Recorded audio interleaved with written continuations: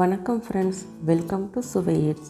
இன்றைக்கி நம்ம சேனலில் குவிக்காக ஈஸியாக பண்ணக்கூடிய ஒரு பிரேக்ஃபாஸ்ட் ரெசிபி அவல் உப்புமா எப்படி பண்ணுறதுன்னு பார்க்க போகிறோம்.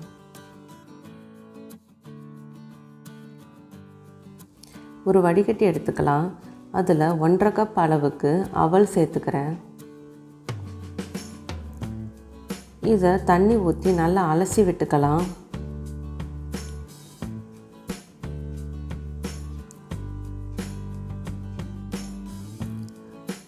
தண்ணி எல்லாம் இருத்து விட்டுட்டு இதை வேறு பவுலுக்கு மாற்றிடலாம். இப்போ இது கூட 1/2 டீஸ்பூன் சர்க்கரை சேர்த்துக்கலாங்க. உப்பு தேவையான அளவு சேர்த்துக்கலாம்.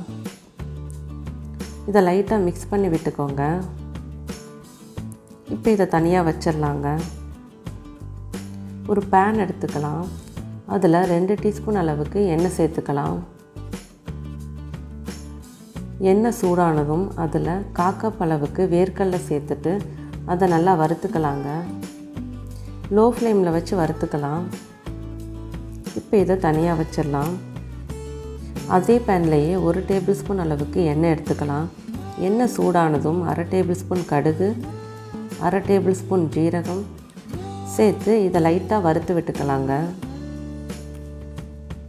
இப்போ இது கூட ஒரு கொத்து கருவேப்பிலை சேர்த்துக்கலாம். ஒரு பெரிய வெங்காயம் பொடியாக நறுக்கி இதில் சேர்த்துக்கலாம். இது கூட 2 பச்சை மிளகாய் பொடியாக நறுக்கி சேர்த்துக்கலாம்.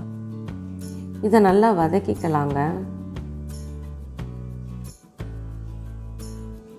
இது கூட 1/4 டீஸ்பூன் அளவுக்கு மஞ்சள் தூள் சேர்த்துக்கலாம். இதை நல்லா மிக்ஸ் பண்ணிவிட்டு லைட்டாக வதக்கிக்கலாம். இப்போ இது கூட நம்ம வறுத்து வச்ச வேர்க்கடலை சேர்த்துக்கலாம். இதை நல்லா மிக்ஸ் பண்ணி விட்டுக்கோங்க. இப்போ இது கூட நம்ம ரெடி பண்ணி வச்சுருந்த அவலை சேர்த்துடலாம். இதை மெதுவாக மிக்ஸ் பண்ணி விட்டுக்கலாம்.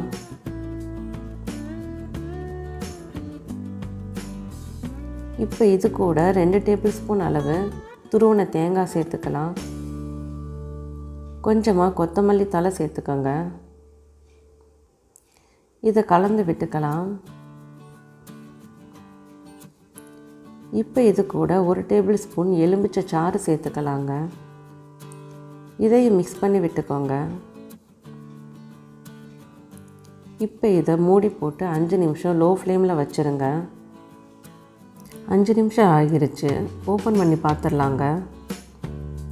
அவல்லாம் சூப்பராக வெந்திருக்கு. நல்லா சாஃப்டாக உதிரியாக இருக்குங்க. இப்போ இதை சர்வ் பண்ணிடலாம். அவ்வளோதாங்க, அவல் உப்புமா 10 நிமிஷத்தில் ரெடி பண்ணிடலாங்க. இதில் உங்களுக்கு பிடிச்ச வெஜிடபிள் சேர்த்து கூட நம்ம பண்ணலாம்.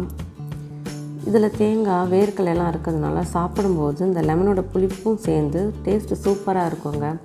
இது குவிக்காக ஈஸியாக பிரேக்ஃபாஸ்ட்டுக்கு நம்ம செஞ்சு கொடுக்கலாம். கண்டிப்பாக இந்த ரெசிபியை ட்ரை பண்ணி பாருங்கள். உங்கள் ஃபீட்பேக்கை கமெண்ட்டில் சொல்லுங்கள். நன்றி.